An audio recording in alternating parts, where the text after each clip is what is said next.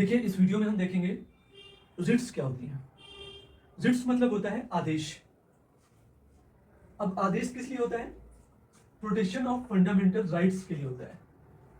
Fundamental rights क्या होते हैं? देखिए, इसमें हम बहुत डिटेल में नहीं जाएंगे फंडामेंटल राइट्स क्या होते हैं, बट हम ये बता दे रहे हैं कि फंडामेंटल राइट्स जो होते हैं वो नेचुरल राइट्स होते हैं। जॉन लॉक के अनुसार फंडामेंटल राइट्स नेचुरल राइट्स होते हैं जो आपको मिलने ही चाहिए, यानी ये जन्मजात राइट्स होते हैं, यानी आपके पैदा होते ही आपको मिल जाते हैं नेचुरल राइट्स।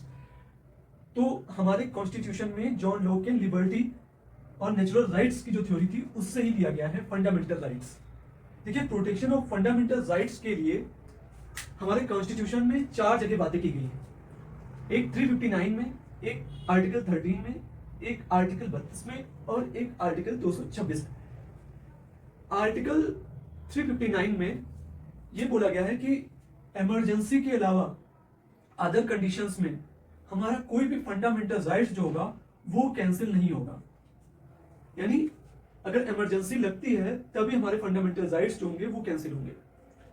दूसरा है आर्टिकल 13 जिसमें जुडिशियल रिव्यू की बात की गई है। देखिए, आर्टिकल 12, आर्टिकल 13, आर्टिकल 14 और आर्टिकल 21 जो है ये कॉन्स्टिट्यूशन में ऐसे आर्टिकल्स हैं जो सबसे ज्यादा कंफ्यूजन क्रिएट करते हैं। आर्टिकल 12 में स्टेट के बारे में बात की गई है, आर्टिकल 13 में लॉ के बारे में बात की गई है और जुडिशियल रिव्यू के बारे में बात की गई है। आर्टिकल 14 में इक्वलिटी बिफोर लॉ और इक्वल प्रोटेक्शन ऑफ लॉ के बारे में बात की गई है। इक्वलिटी बिफोर लॉ का मतलब क्या है? लॉ के सामने सभी बराबर हैं। आपने वो मूर्ति देखी होगी, आंखों पर पट्टी बंधी रहती है, उसका मतलब है इक्वलिटी बिफोर लॉ, यानी लॉ कानून के लिए सब बराबर हैं और सबके कानून की रक्षा करेगा, जो आर्टिकल 14 है। और आर्टिकल 21 तो कुछ फंडामेंटल राइट्स है। तो ये चारों आर्टिकल ऐसे हैं जो सबसे कंफ्यूजन क्रिएट करते हैं। थोड़ा डिटेल्स में हम इसे किसी और वीडियो में देखेंगे, पर अभी के लिए आप ये समझ सकते हैं कि 12 आर्टिकल जो है वो स्टेट के बारे में बात करता है कि स्टेट किसे कहते हैं, और आर्टिकल 13 बताता है लॉ किसे कहते हैं। उसी में बात की गई है जुडिशियल रिव्यू के बारे में। और 14वां है इक्वलिटी बिफोर लॉ और इक्वल प्रोटेक्शन ऑफ लॉ। अब आर्टिकल 13 में जुडिशियल रिव्यू के बारे में जो बात की गई वो इसलिए होता है कि वो प्रोटेक्शन कर सके फंडामेंटल राइट्स का। और फिर तीसरा आर्टिकल आता है आर्टिकल 32। आर्टिकल 32 खुद में फंडामेंटल राइट्स है। ये क्या करता है? आर्टिकल 32 ये इंडिविजुअल्स को पावर देता है कि उसके फंडामेंटल राइट्स को अगर कर्टेल हो रहे हैं तो वो सुप्रीम कोर्ट जा सकता है और सुप्रीम कोर्ट से वो रिट्स इशू करा सकता है। सुप्रीम कोर्ट या हाई कोर्ट इस केस में 5 तरीके की रिट्स जारी कर सकती है।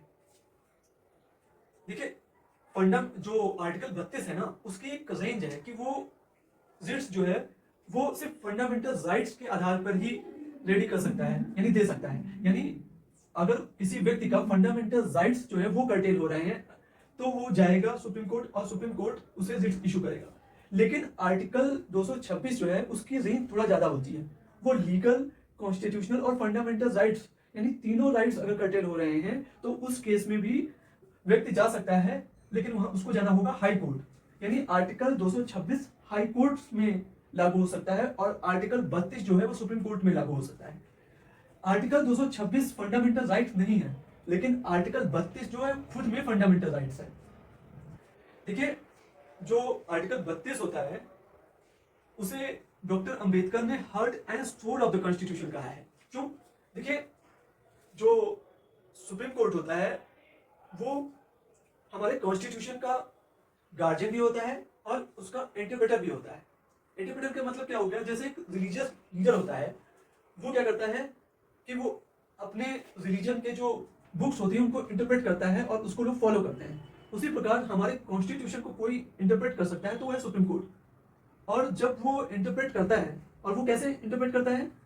अपने जब सुप्रीम कोर्ट जजमेंट देता है तो उससे ये पता लगता है कि ये इंटरप्रेट हुआ, ये लॉ आया है।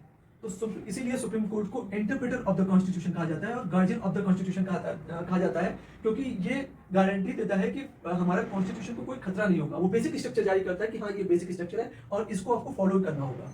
तो बाय डिफॉल्ट जब वो कॉन्स्टिट्यूशन का गार्जियन और इंटरप्रेटर है तो हमारे फंडामेंटल राइट्स का भी गार्जियन और इंटरप्रेटर हो जाता है।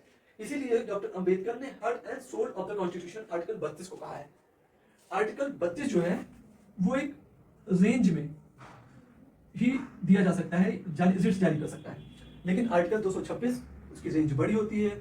वो लीगल राइट्स में कॉन्स्टिट्यूशन राइट, जैसे कोई लॉ के थ्रू जो राइट्स मिलते हैं किसी व्यक्ति को, जैसे आरटीआई एक्ट उसके तहत भी कुछ राइट्स मिलते हैं, तो वो जो उसके तहत जो रिट्स आप जारी करा सकते हैं वो आप हाई कोर्ट में करा सकते हैं। और कॉन्स्टिट्यूशनल राइट हो गया, जैसे कि राइट टू प्रॉपर्टी, ये कॉन्स्टिट्यूशनल राइट हो गया, यानी कॉन्स्टिट्यूशन में जो राइट्स दिए हुए हैं पर वो फंडामेंटल राइट्स नहीं है, और फंडामेंटल राइट्स के केस में आप रिट्स तो जारी करा सकते हैं। लेकिन ये 226 फंडामेंटल राइट्स नहीं है, लेकिन आर्टिकल 32 खुद में फंडामेंटल राइट्स है। ठीक है, ये फंडामेंटल राइट्स की रक्षा भी करता है और खुद ही फंडामेंटल राइट्स भी है, तो ये बहुत इंपॉर्टेंट हो जाता है, इसीलिए इसको डॉक्टर अंबेडकर ने heart and soul of the constitution कहा है।